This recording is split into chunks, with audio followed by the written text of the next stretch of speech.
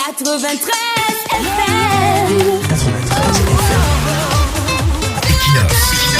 Radio.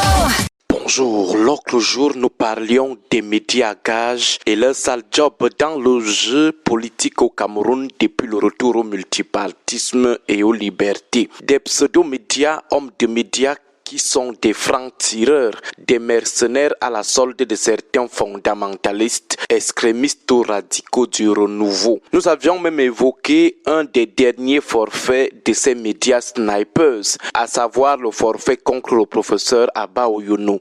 Nous parlions comme si nous savions que la grande une sur l'écran 4 millions qu'aurait reçu l'universitaire était un tir nourri des snipers.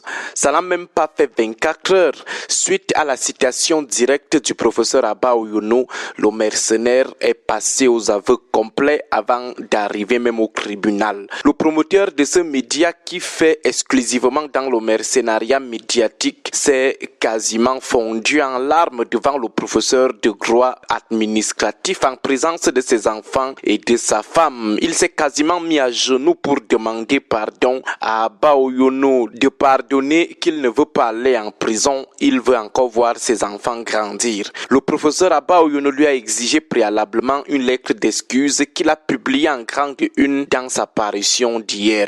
Il était presque tout en pleurs. Selon le professeur Abba Oyono, il a livré les noms de ceux qui l'ont incité à raconter des bobards sur l'universitaire, ceux qui sont venus solliciter ses services de franc-tireur. Il s'agirait d'un ministre et de son bras droit, tous deux professeurs d'université. Ce sont eux qui seraient les commanditaires de cette histoire de la grande une sur l'écran 4 millions qu'aurait reçu le professeur Abba Oyono. Ils auraient monté tout cela parce qu'ils estimeraient que l'enseignant critique trop bien. Alors en retour, ce qu'ils auraient trouvé comme première solution, c'est d'inventer un gros mensonge et de le faire publier par un mercenaire qui est curieusement un ancien journaliste d'un média d'État, c'est-à-dire quelqu'un qui est supposé avoir fait la bonne école de journalisme et accumulé une expérience en matière d'éthique et de déontologie. C'est cette personne qui s'affirme aujourd'hui comme l'un des mercenaires médiatiques les plus en vue, les plus réputés de l'heure. Vous pouvez donc imaginer le niveau de bassesse dans lequel peuvent se retrouver des gens présumés intellectuellement et professionnellement bien bâtis,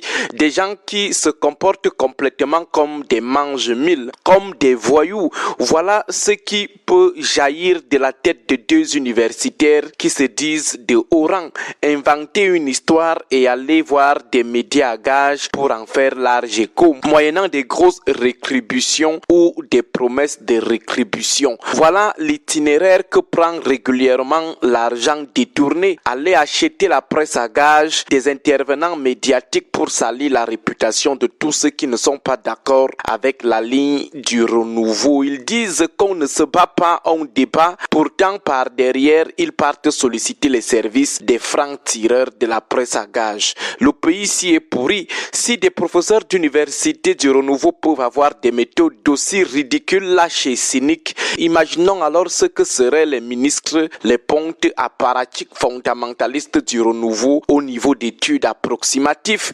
Ils ne pourraient qu'acheter les bandits, les criminels de grands chemins pour vous vider de tout votre sang.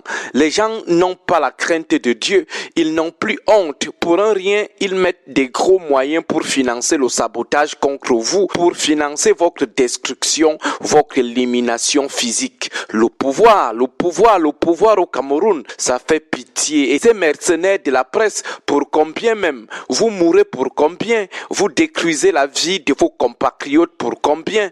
Dans le cas des 34 milliards, selon le professeur Abba Oyono que nous avons eu très tôt au téléphone hier, le mercenaire lui a fait savoir qu'il n'avait même pas encore reçu un radis, que les commanditaires lui avaient juste fait la promesse. Pour quelqu'un qui a travaillé dans un média gouvernemental, tu salis ton compatriote pour une promesse. En tout cas, qu'est-ce qui nous étonne encore dans ce pays? Si on vous dit déjà que certains présumés participants à l'assassinat de Martinez Zogo auraient fait le sale job pour 20 000 francs.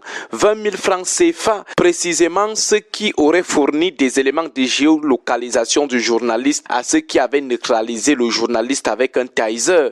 On vous dit qu'ils auraient livré ces informations contre une forte petite somme d'argent de 20 000 francs. En plus, ce qui est d'ailleurs curieux et qui devrait servir de leçon à d'autres francs-tireurs, c'est que quand ça cuit, vous lisez leur seul état mesdames. Ceux qui vous manipulent, vous achètent, vous envoient devant. Lorsque ça cuit, ils ne sont plus là. Vous lisez leur seul. Lorsque le professeur Abba Oyono dépose la citation directe, le franc-tireur repart auprès des commanditaires leur demander les preuves des 34 milliards pour se défendre. Tous répondent qu'il n'y a pas d'abonnés à ce numéro.